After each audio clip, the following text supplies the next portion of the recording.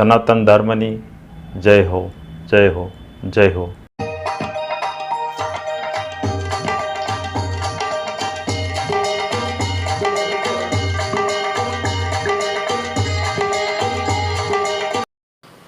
જય ગુરુ મહારાજ, જય ગુરુદેવ.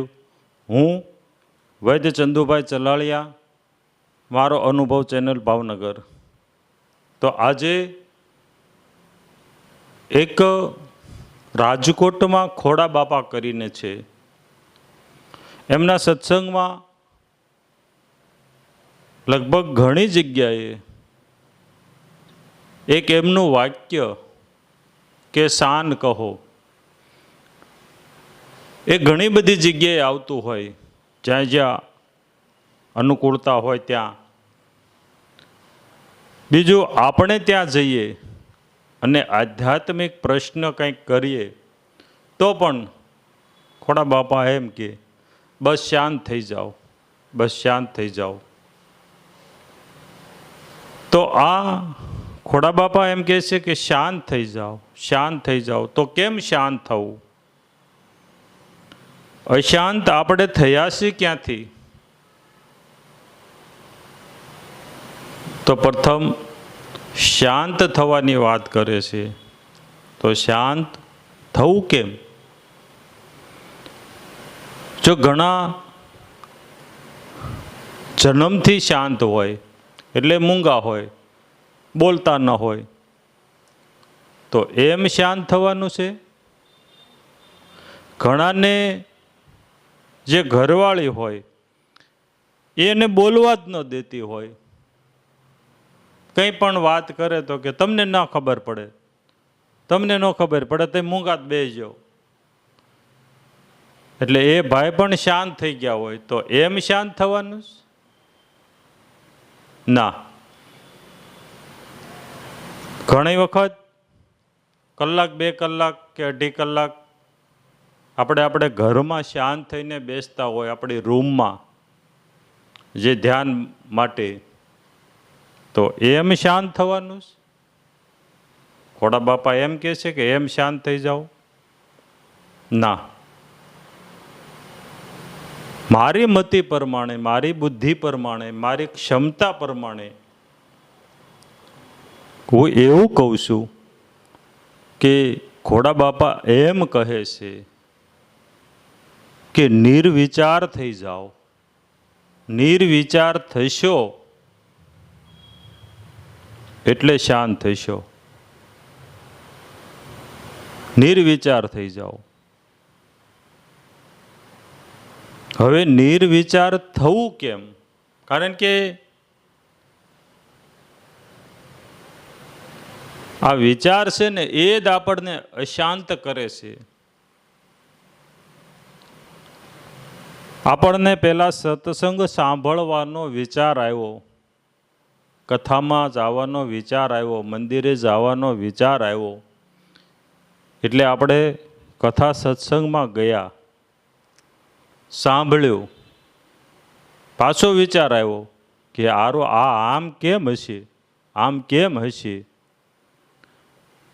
એટલે એ વિચારે આપણને દોડતા કરી દીધા, અશાંત કરી દીધા. એ વિચારે આપણને અશાંત કર્યા. આપણને એવો વિચાર આવ્યો કે આપણે ભાડે રહીએ છીએ, તો ઘરનું મકાન થઈ જાય તો ભાડું ન દેવું પડે. એટલે શું કર્યું? રાત દિવસ મહેનત કરવા માંડ્યા, પૈસા ભેગા કરવા માંડ્યા. વિચાર આવ્યો એટલે અશાંત થયા ને, મકાન બનાવવા માટે. એ જેની કમાણી, આવક, એ પ્રમાણે 2 વર્ષ 5 વર્ષમાં મકાન લે એવી કિંમત ભેગી થઈ ગઈ, મકાન લઈ લીધું. પછી મકાન બાબતે આપણે શાંત થઈ ગયા, પણ પાછો વિચાર આવ્યો કે ભાઈ આ મહિને જે ગેસ, લાઇટ, દૂધ, આવો જે ખર્ચો આવે છે મહિને 15,000 20,000નો કુટુંબ પ્રમાણે, તો હવે એ બેઠી આવક થઈ જાય દર મહિને, એવું કંઈક કરીએ. એટલે આ વિચાર આવ્યો એટલે વળી પાછા દોડતા થયા, અશાંત થયા. એટલે ખોડા બાપા કે શાંત થઈ જાઓ, શાંત થઈ જાઓ. પણ શાંત થવું ક્યારે? શાંત થવાય ક્યારે? નિર્વિચાર થવાય ક્યારે? કે ખરેખર જ્યારે પરમાત્મા પ્રાપ્તિ થાય, ઈશ્વર પ્રાપ્તિ થાય, ત્યારે નિર્વિચાર થવાય છે, ત્યારે જ શાંત થવાય છે. પેલા ભાઈને કેમ વિચાર આવ્યો કે ઘરનું ઘર બનાવી નાખીએ, એટલે ઘરનું ઘર બની ગયું, એટલે એને ઘરનું ઘર બનાવવાનો વિચાર જે પૂરો થઈ ગયો, એટલે એના માટે શાંત થઈ ગયા ઘર બનાવવા માટેનું. પણ ખરેખર પરમાત્મા પ્રાપ્તિ થાય, ઈશ્વર પ્રાપ્તિ થાય, ત્યારે જ નિર્વિચાર થઈ શકીએ છીએ, ત્યારે જ શાંત થઈ શકીએ છીએ.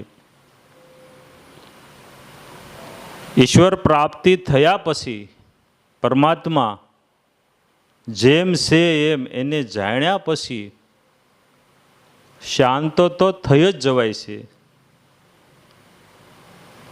પણ વિચારો તો ચાલુ જ રહેશે, વિચારો કઈ બંધ નથી થતા. જ્યાં સુધી શરીર હશે ત્યાં સુધી વિચારો તો ચાલશે જ તે. કારણ કે વિચાર થકી જ જગત હાલે છે. જો બધાય નિર્વિચાર થઈ જાય તો જગત જ ન ચાલે.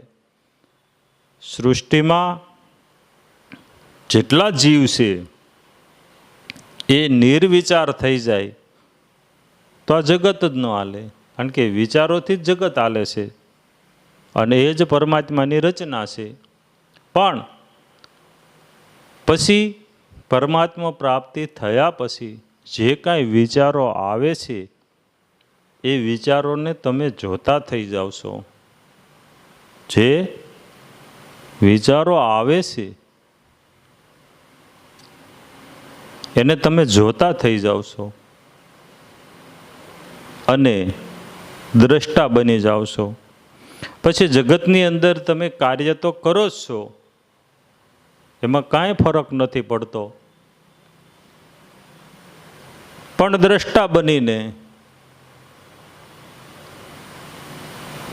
અને શાંત થઈ જાવ છો. તમે જગતમાં જે કાંઈ બને, જે કાંઈ જોવો, જે કાંઈ સાંભળો, એમાંથી તમને અશાંતિ ઊભી નથી થતી. એટલે ખોડા બાપા કહે છે કે શાંત થઈ જાઓ, શાંત થઈ જાઓ. તો શાંત થવા માટે કરવું શું? ખરેખર તો આપણા જે સમર્થ સદગુરુ હોય એમની પાસેથી મંત્ર દીક્ષા લઈ અને એના માર્ગે હાલ્યું જવાનું, પૂર્ણ ભરોસો રાખીને, એના વચન ઉપર વિશ્વાસ રાખીને. સનાતન ધર્મના જે શાસ્ત્રો છે એનું મનોમંથન કરવાનું, વાંચન કરવાનું, મનોમંથન કરવાનું, શાસ્ત્રાર્થ કરવાનો. એમ કરી અને ઈશ્વર જેમ છે એમ,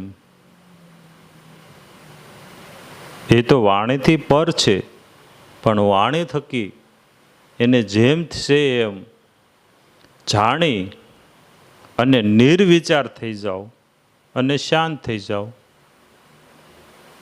બસ આ જે ખોડા બાપાની જે શાન છે એ મારી સમજણ પ્રમાણે મને આવું સમજાય છે